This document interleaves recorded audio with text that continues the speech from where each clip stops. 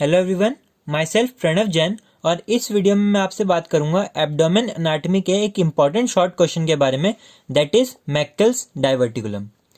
It is persistent proximal part of vitello intestinal duct. देखिए, अब हम इस लाइन का मतलब समझेंगे। सबसे पहले हम देखेंगे what is vitello intestinal duct.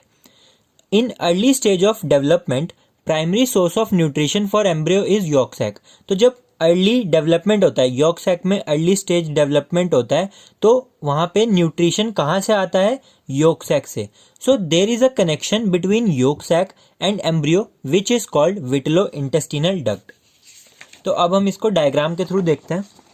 देखिए, ये है अर्ली स्टेज डेवलपमेंट में फोरगट, मिडगट और hind gut.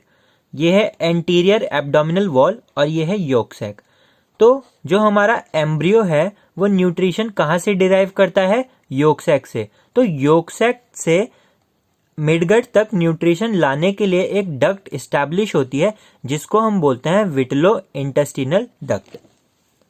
During 6th to 7th week of gestation, source of nutrition became placenta, so vitellointestinal duct gets obliterated and regress। तो 6 to 7 week of gestation के बाद क्या होता है? जो प्लेसेंटा है वो मेन सोर्स ऑफ न्यूट्रिशन बन जाती है एम्ब्रियो के लिए। अब यॉक सैक का कोई काम नहीं रहता, तो जो हमारी विटेलो इंटेस्टिनल डक्ट है वो ऑब्लिटरेट हो जाती है, मतलब बंद हो जाती है, और रिग्रेस मतलब खत्म हो जाती है। ये होता है हमारा नॉर्मल केसेस में। तो normally 6 to 7 week of gestation के बाद जो हमारी विटेलो इंटेस्टिनल डक्ट है ये ऑब्लिटरेट हो जाती है, मतलब बंद हो जाती है, और रिग्रेस हो जाती है, खत्म हो जाती है। तो इसमें आप देख सकते हैं 6 to 7 वीक ऑफ जेस्टेशन के बाद vitello intestinal duct regresses. But in few cases proximal part of vitello intestinal duct persist and is called Meckel's diverticulum. तो देखिए, ये है हमारी विटेलो इंटेस्टिनल डक्ट, ये इसका प्रॉक्सिमल पार्ट और ये इसका डिस्टल पार्ट। कुछ एबनॉर्मल केसेस में 6 to 7 वीक ऑफ जेस्टेशन के बाद विटेलो इंटेस्टिनल डक्ट का प्रॉक्सिमल पार्ट बच जाता है जिसको हम बोलते हैं मैक्केल्स डाइवर्टिकुलम। नेक्स्ट हम देखेंगे फीचर्स ऑफ मैक्केल्स डाइवर्टिकुलम। तो जो हमारा मैक्केल्स डाइवर्टिकुलम है उसके ये फीचर्स हैं। It occurs in 2% population, because ये एबनॉर्मल कंडीशन है, सिर्फ 2% पॉपुलेशन में ही मिलती है। 2 times more common in man and 2 inches long. तो जो इसकी लेंथ होती है वो कितना होता है? 2 inches। इसकी लोकेशन क्या होती है?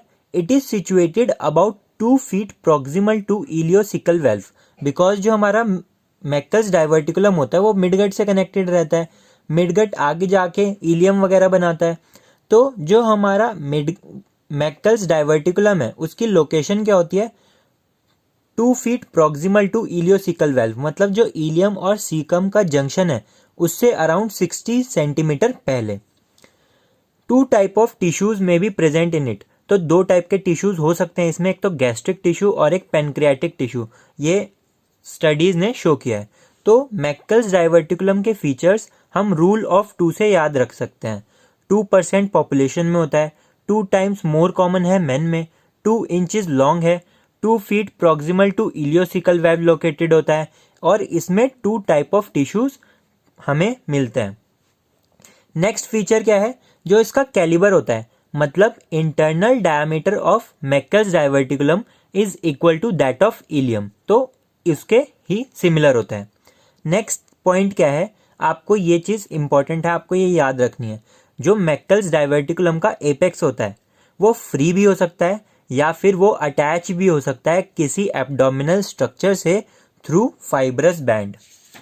देखिए, जैसे इस वाले डायग्राम में मैक्केल्स डाइवर्टिकुलम का जो एपेक्स है वो फ्री है, बट काफ़ी कंडीशंस में मैक्केल्स डाइवर्टिकुलम का जो एपेक्स है वो एब्डोमिनल वॉल से या फिर अम्बलाइकस से, एब्डोमिनल स्ट्रक्चर से अटैच रहता है थ्रू फाइब्रस बैंड।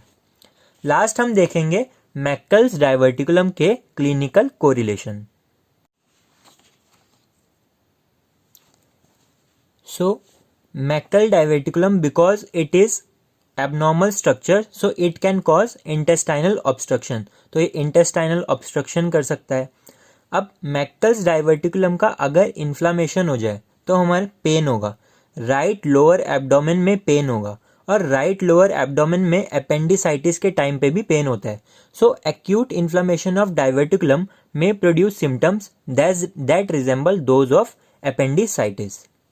तो ये सेकंड क्लिनिकल हो गया। थर्ड क्लिनिकल क्या है? It may be involve in other disease similar to those of intestine. जैसे हमारी क्रोहन्स डिजीज में इलियम इन्फ्लामेट होती है ना, तो वैसे ही मैकल्स डाइवर्टिकुलम में भी इंटेस्टाइन की अदर डिजीजेस हो सकती हैं। It may have two type of tissue, gastric tissue और पेनक्रियाटिक टिश्यू। ये वाला पॉइंट आप मैकल्स डाइवर्टिकुलम के फीचर्स में और क्लिनिकल कोरिलेशन दोनों में लिख सकते हैं। सो हमारा मैकल्स डाइवर्टिकुलम वाला टॉपिक कंप्लीट हो चुका है।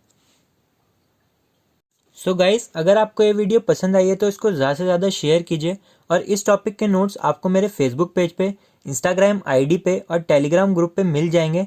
लिंक मैंने डिस्क्रिप्शन में दे दिया है। और अगर आपने अभी तक चैनल सब्सक्राइब नहीं किया है तो कर दीजिए। मिलते हैं नेक्स्ट वीडियो में। Thank you.